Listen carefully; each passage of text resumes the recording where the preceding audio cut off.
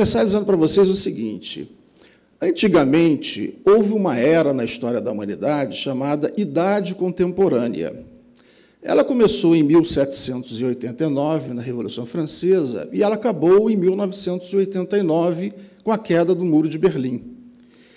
Essa é a idade contemporânea, da qual nós já nos desvencilhamos já há alguns anos.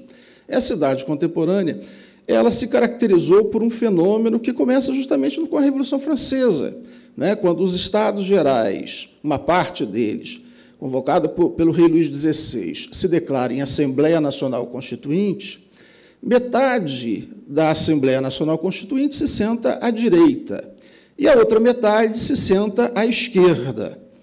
E a Idade Contemporânea foi caracterizada justamente por uma disputa entre essas duas concepções. O problema é que essas duas concepções, elas, na verdade, não tinham exatamente uma visão de política. Pelo contrário, elas recusavam a política. Na verdade, durante esses 2 séculos, o que nós vimos foi um esquecimento da política e um desenvolvimento da economia. Passamos a pensar que o grande problema era o problema econômico e que o problema econômico resolveria todas as questões que nos afetam. A economia resolveria todas as questões que nos afetam. Na verdade, tanto a esquerda considera o fim da política quanto a direita. Um dos revolucionários franceses, com o ideal socialista, que foi Saint-Simon, dizia que no socialismo o governo dos homens, a política, vai ser substituída pela administração das coisas. Ou seja, em lugar de governantes, nós teremos um enorme armazém que será comandado pelo chefe do almoxarifado.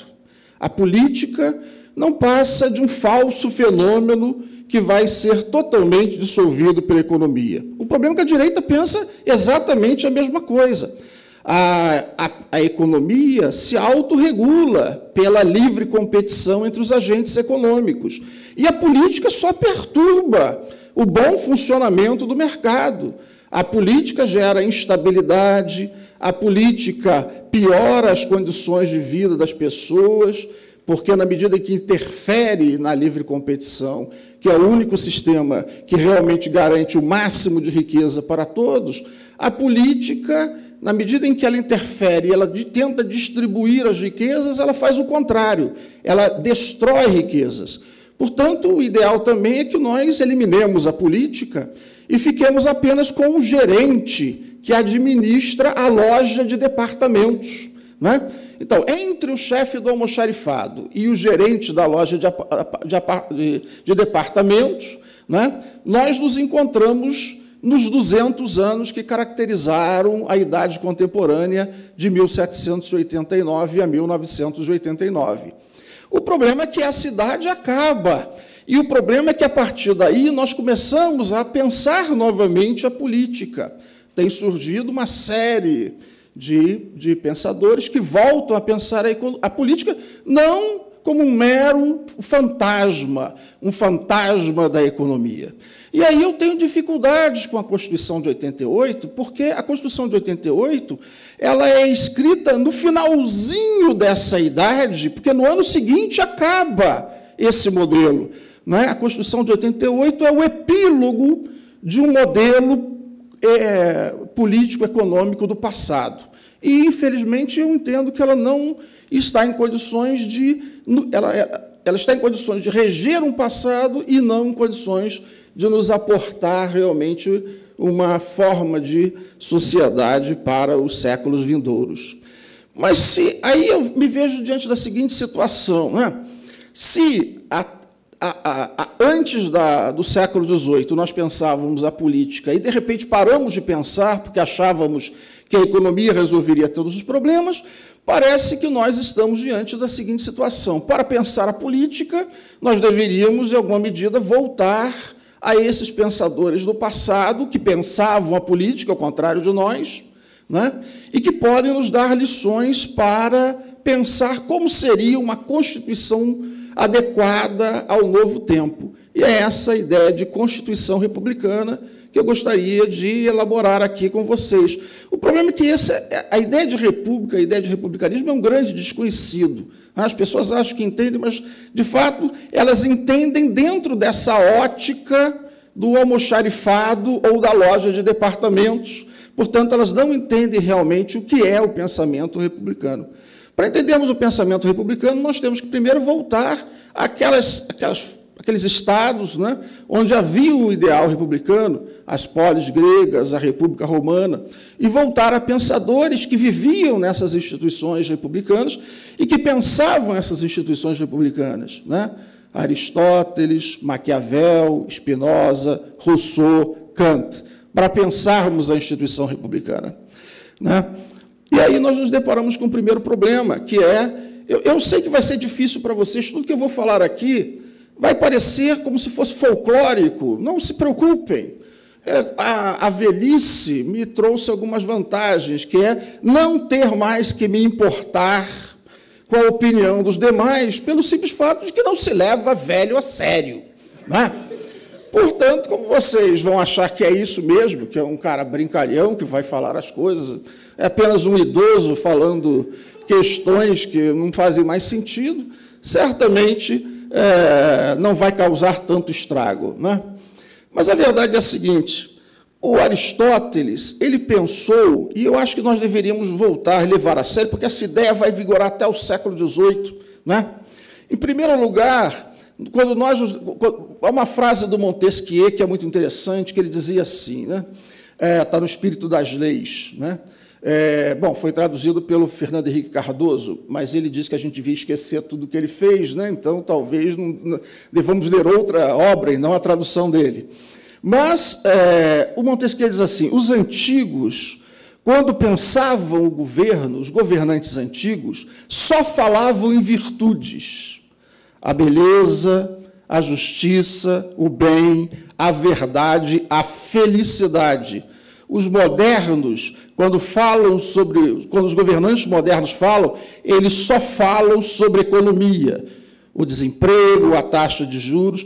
O problema é que, se nós formos recorrer ao sentido dos termos, economia, do grego, é governar a casa, é tudo que não tem a ver com a política. A política é o governo da polis, a economia é o governo da casa. Ou seja, é um fenômeno curioso. Tudo que nós pensamos como político, a economia, é tudo aquilo que o antigo achava que não tem nada a ver com o político. Tudo aquilo que nós achamos que é público, a economia, é tudo aquilo que o antigo achava que era a coisa mais privada que existia.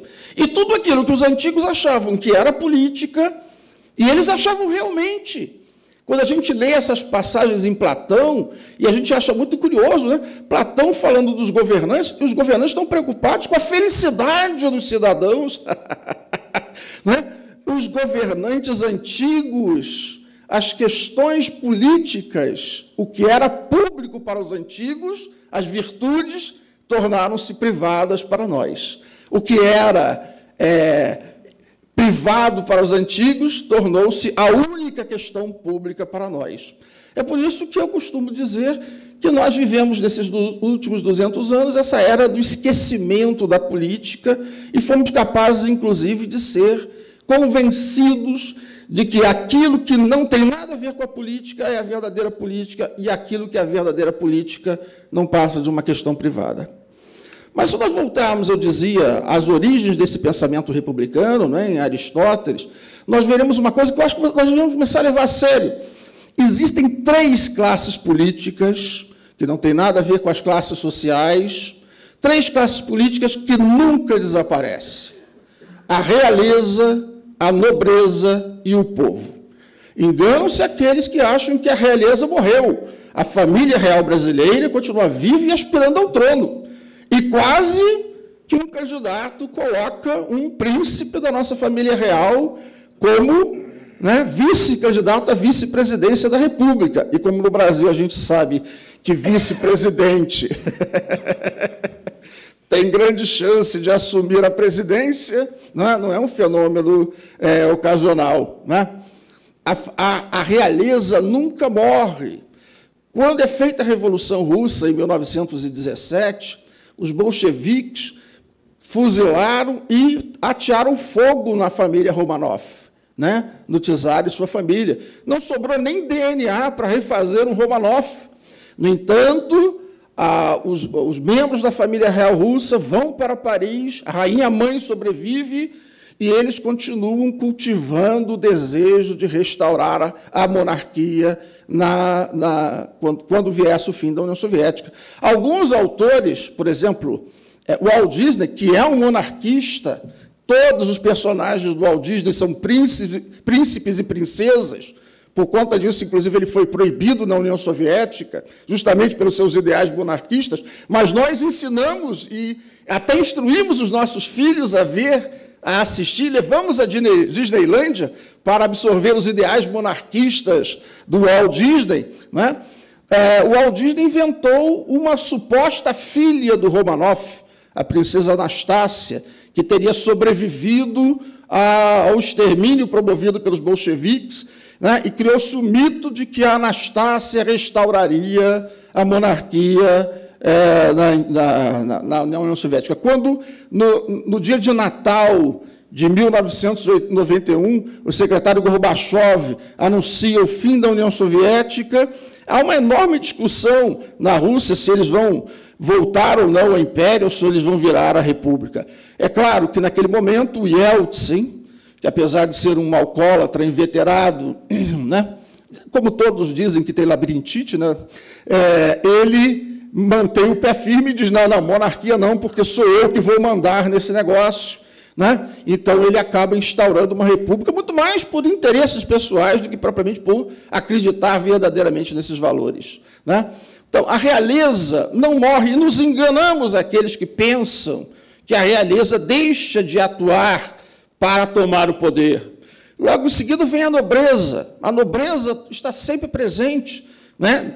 Da maneira que seja. A Itália, desde 1915, uma república, mas tem gente que ainda se apresenta como conde italiano, quando não há mais nenhum elemento nesse sentido. Há vários casos de estados que passam por momentos republicanos e que retornam à monarquia. O caso da Espanha, por exemplo, apesar de todos os problemas da república na Espanha, a Espanha retorna à monarquia. A monarquia tem a única vantagem da monarquia em relação à república é que a monarquia é mais elegante, né?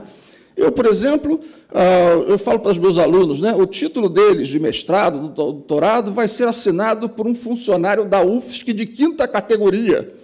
O meu diploma de doutorado foi assinado pelo rei. Está escrito lá, Joel Rei Juan Carlos I, diretamente, né? É muito mais elegante, não é isso? Além disso, ele me deu o título de Doutor Dom Ailton. Olha só que coisa espetacular.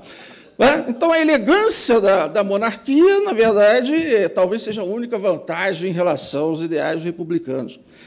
Mas e o Aristóteles pensa assim, se nós temos essas 3 classes políticas que não desaparecem, e é um engano pensar que elas vão desaparecer, nós devemos o que fazer?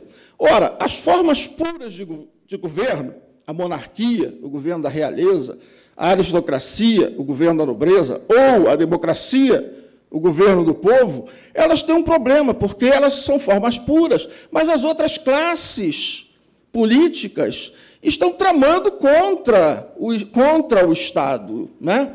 Então, essas formas puras rapidamente se degeneram, né? A monarquia se degenera em tirania, a aristocracia se degenera em oligarquia e a democracia se degenera em demagogia. Essa nós conhecemos muito bem.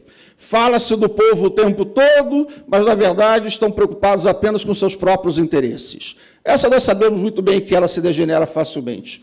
Então, o que o Aristóteles pensa? O Aristóteles pensa que nós devemos criar um modelo político, uma instituição, uma constituição republicana, que não é nenhuma dessas 3, mas é um governo misto, no qual esses 3 segmentos estejam integrados dentro da sociedade, de modo a que nenhum deles trame pela corrupção e destruição do próprio Estado, né? Então, a República, na verdade, é um governo misto dessas 3 instituições. Roma fez isso, Maquiavel elogia exatamente a República Romana pelo modo como ela conseguiu conciliar esses elementos, não é? Ou seja, a República, quando é instaurada em 509 a.C., diz Maquiavel, ela não elimina a monarquia, ela preserva a monarquia. Ela dá um papel para os monarcas, são os cônsules. Não é? Nós também damos um papel para os monarcas, só que nós chamamos o monarca de presidente da República. Obviamente, vocês não pararam para pensar muito sobre isso, né? Mas, olha só, nós votamos num vereador. Para que serve o vereador? Bom, para dar nome de rua, né? Para dar título de cidadão honorário. Agora, por que raios nós não votamos no ministro da Educação? Ou não é importante o ministro da Educação? É totalmente irrelevante o ministro da Educação. Por que raios nós não votamos no ministro da Saúde?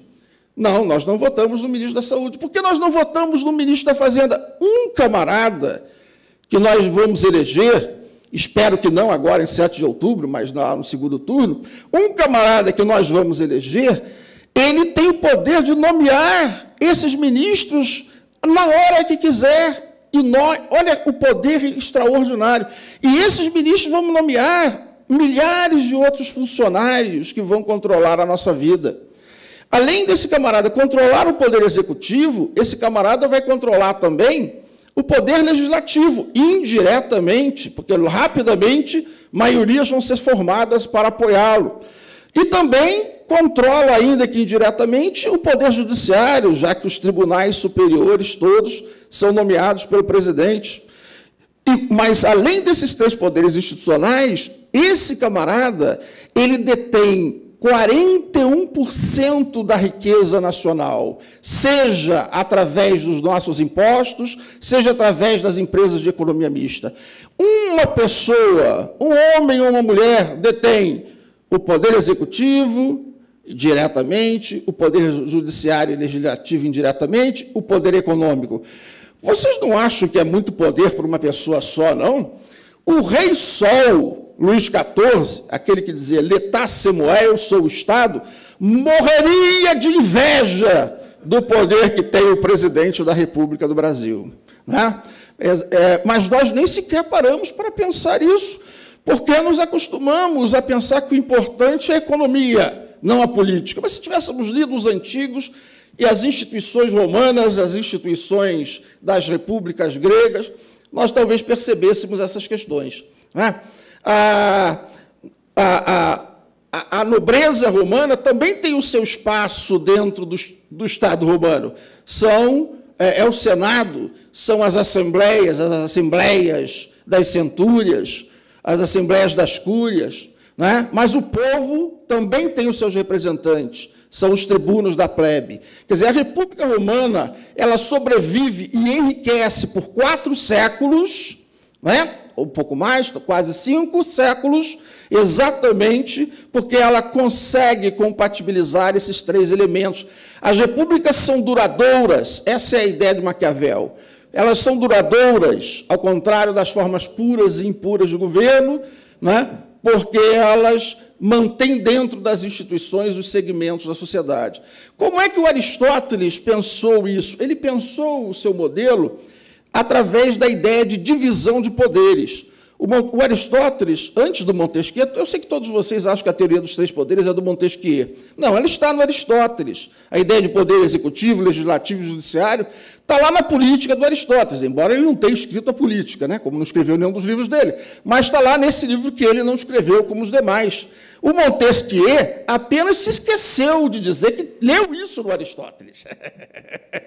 É muito comum os filósofos esquecerem que já tinham aprendido isso de outros anteriores, coisa que eu, aliás, estou fazendo aqui também. Né? O Aristóteles estabelece a ideia de que, numa república, devem haver 3 poderes. Né? E as classes políticas elas devem ser acomodadas dentro de cada um desses poderes. Né? O povo detém... É claro que o Aristóteles ele é um republicano mais popular do que muitos republicanos, né? Porque se a república é o governo misto da monarquia com a aristocracia e com a democracia, na verdade, o Aristóteles quer afastar a monarquia e quer pensar o governo misto da democracia com a aristocracia, como é o caso também de outros autores, né? Como Spinoza, como Jean-Jacques Rousseau. Kant não.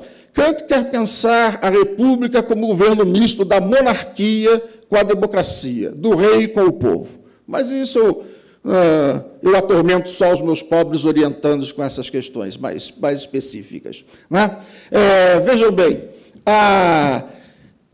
o Aristóteles pensa assim, né? A quem deve caber o povo? Qual poder deve caber o povo? Ao povo deve caber o poder legislativo. Né? Os cidadãos, que, aliás, o Aristóteles define como aqueles que deliberam sobre as leis e aplicam a justiça, critério muito difícil de nós. Claro, aqui talvez exista algum juiz que aplique a justiça, né? Talvez exista até algum vereador. Se tiver, não se manifeste, porque a política está muito embaixo ultimamente. Né? Mas a maioria de nós não cumpre o critério de cidadania apresentado por Aristóteles. Delibera sobre as leis e aplica a justiça. Né? O povo, diretamente na praça pública, elabora as leis. Esse é o papel do povo. E o povo também deve julgar, diz Aristóteles, porque cidadão é o que delibera sobre as leis e aplica a justiça. Né? Então, em Atenas, quando começava o ano, eram sorteados, 6.000 juízes. Esses juízes iriam julgar cada caso. Né? Se houvesse um caso, eram convocados, dentre 6.000 juízes, cidadãos para julgar os casos. Se o caso fosse pouco grave, 501 juízes. Se o caso fosse medianamente grave, 1.001 juízes. Se o caso fosse muito grave, 1.501 juízes. Numa polis que tinha 10 ou 15 mil cidadãos, né, vemos as virtudes dos atenienses para participar da vida política. Só que eu queria recordar para vocês que, ao contrário do que dizem algumas correntes políticas, a virtude dos cidadãos atenienses de participar da vida política não os fez mais pobres nem ignorantes. Ao contrário, 2.500 anos depois, nós ainda estamos comentando o feito glorioso dos atenienses, justamente porque, para julgar o ladrão de galinha, 501 cidadãos saíam de sua casa para exercer a justiça.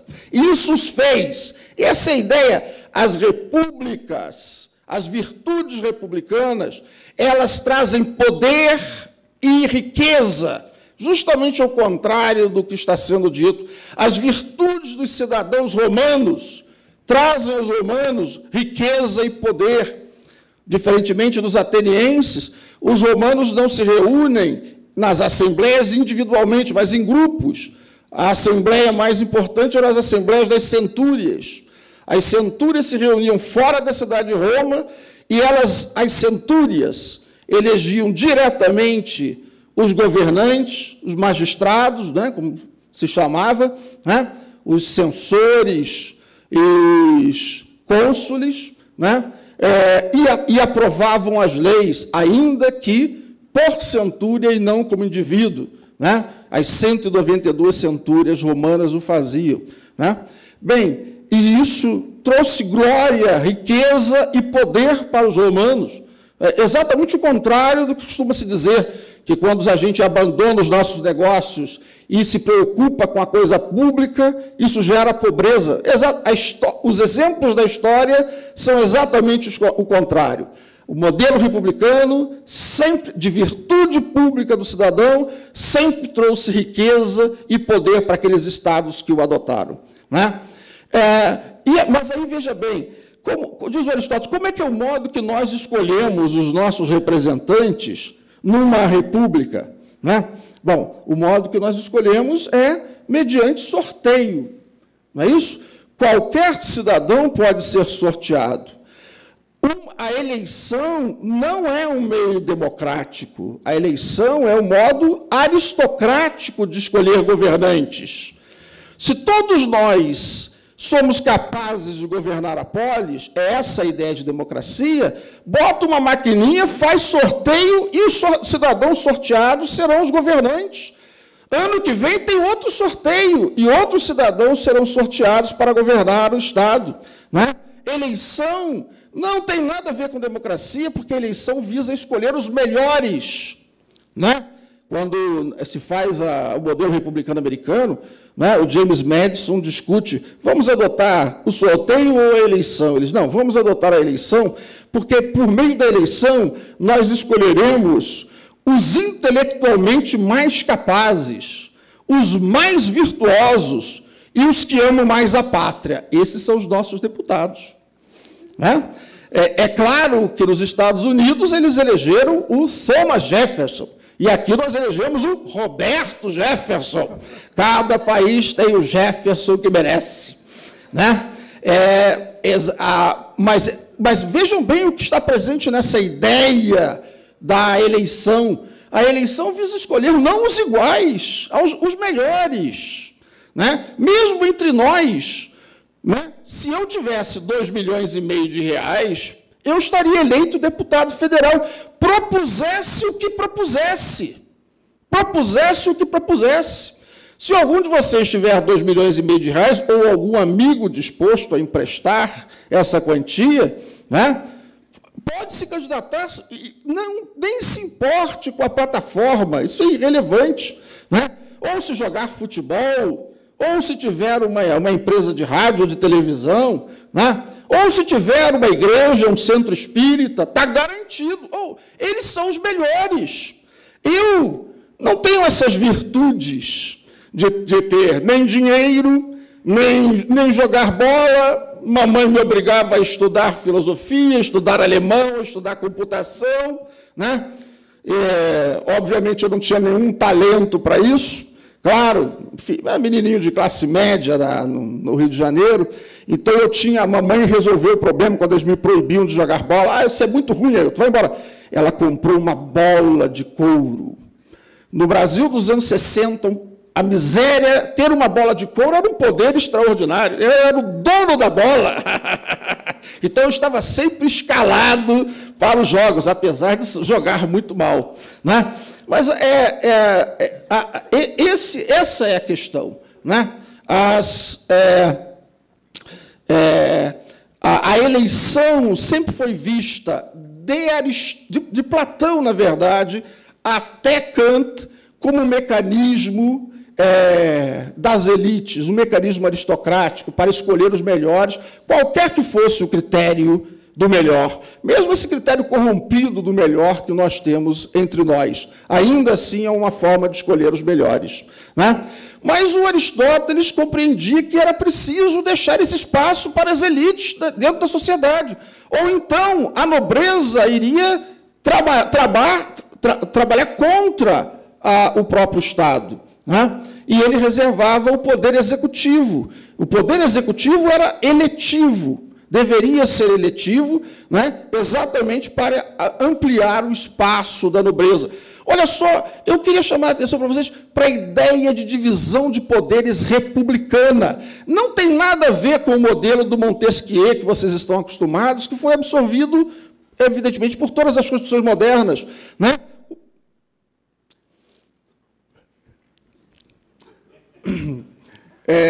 Bem, não tem nada a ver com as constituições modernas. Né? A ideia do Montesquieu, porque o Montesquieu entende que, como nós não, segundo ele, podemos ser virtuosos como os antigos, né? Ele considerava que a política era um espaço de conflito entre os indivíduos, dentro de uma visão liberal da política, que política é conflito, enquanto exatamente o pensamento republicano pensava que os cidadãos poderiam formar um consenso, formar uma vontade geral. Política é o conflito. Então, como política é o conflito, a ideia é pensar um sistema de pesos e contrapesos para que um sistema político, para que um poder controle o outro poder. Isto não é republicano, isto é liberal. O modelo republicano é um modelo pensado pelo Aristóteles, que vai perpassar todo o pensamento republicano, Maquiavel, Spinoza, Rousseau, Kant, acomodar as diversas classes políticas, dar um espaço para cada uma delas, permitir o autocontrole entre cada uma delas, porque também a democracia é um problema. O Aristóteles também, democracia, não tem nada a ver com o que nós chamamos de democracia. Democracia, ao contrário do professor Denilson, que acho que havia democracia antes da Grécia, né? Eu não acho que havia democracia nem antes nem depois de Atenas. Democracia foi um fenômeno que aconteceu no século V a.C. em Atenas, nunca aconteceu antes e nunca aconteceu depois, né? Os cidadãos deliberando diretamente, aplicando a justiça. O grande problema da democracia é exatamente isso. Eu vou dar um exemplo, né? Sócrates foi acusado de impiedade no ano de 399, né?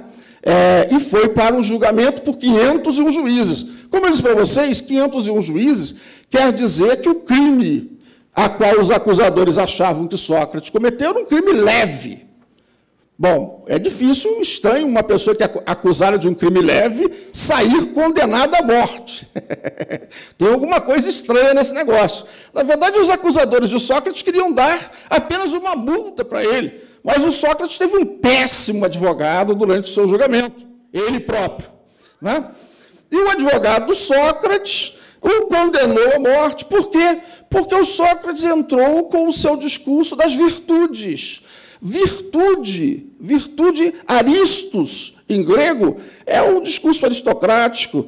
Em Atenas, que havia restaurado a democracia depois de perder a guerra do Peloponeso para os espartanos, o discurso das virtudes de Sócrates soou como aristocrático e antidemocrático, e por isso ele foi condenado. Mas é curioso, foram dois julgamentos, na verdade. O primeiro julgamento é: Sócrates é culpado ou inocente? 280 juízes o consideraram culpado, 220 o consideraram inocente, né? Aí tem um outro julgamento, mas agora qual é a pena que devemos dar para o Sócrates? 160 juízes consideram que ele deveria pagar uma multa, 340 acham que ele deve morrer. Então aconteceu um fenômeno curioso, porque se 220 votaram que ele era inocente, por que só 140 votaram por pagar uma multa? Na verdade, eles não deviam votar, não merecia nada, mas já que tem que ter alguma pena, uma multa. 80 juízes do Sócrates acharam que ele era inocente, mas merecia morrer. Esse é o problema da democracia. A democracia não tem lei. Não tem lei. Não é o governo, não tem lei. Na minha visão, Estado democrático e de direito é um paradoxo. Democracia não tem lei. Democracia é o povo soberanamente tomando a decisão. O próprio crime de Sócrates não tinha uma pena prevista. Tanto é que a pena podia ser de pagar uma multa que equivalia a um salário mínimo até a morte. Não tem pena. Os juízes, ou seja, os cidadãos reunidos, deliberavam. É por isso que o Aristóteles entendia que a república corrigia esses problemas da democracia, porque é verdade que o povo soberanamente aprovava as leis, mas não no calor das circunstâncias, não no calor do momento. O povo elabora as leis, mas, evidentemente, movido pela racionalidade, pelas ideias do bem, da felicidade, e é por isso que ele termina o livro 3º dizendo: lei é a razão desprovida das cegas paixões.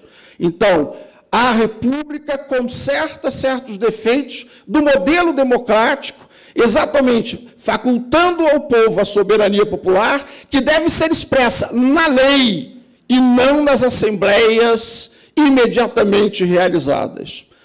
Bem, eu tinha algumas coisas a mais para dizer para vocês, mas, infelizmente, o professor Samuel já acabou com o meu tempo, de modo que eu agradeço que vocês tenham permanecido para me ouvir. Obrigado.